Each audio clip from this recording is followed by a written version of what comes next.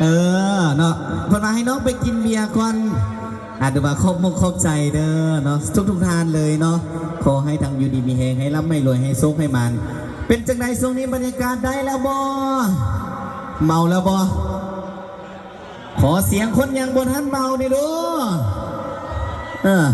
ช่วงนี้ก็ยกยอกันไปเรื่อยๆเนาะเป็นทางน้ำเหล้าน้ำเบียร์ไอ้เป็นจังไดรอบเฮาเด้เพิ่นกำลังมาเนาะอันในต้นในต่างโซนนี้ก็ยกยอกันไปเรื่อยๆเด้อเป็นทางน้ำเหล้าน้ำเบียร์